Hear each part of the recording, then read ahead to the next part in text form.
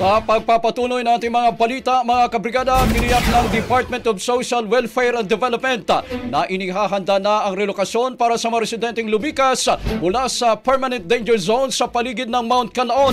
Ito nga ay kasunod sa patuloy na pag-alburuto ng Bulkang Canlaon.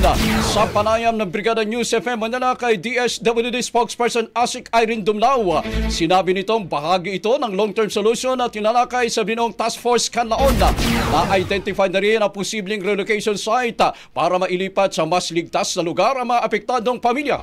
Natatandaan niyo po, noong pong last week of February, nagtungo po si President Marcos Jr. Kasama po ang aming butihing Secretary Rex Gatchalian dyan po sa Negros Island para nga po makita yung sitwasyon and then makapag-determina ng tulong, lalo na yung mga long-term solutions dyan sa lugar. Of course, there's a relocation area that has already been identified. There's a task force Canlaon that was established.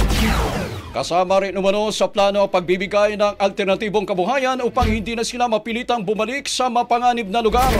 Sa ngayon mga kabrigada, patuloy pa rin ang pamamahagi ng tulong sa mga evacuees.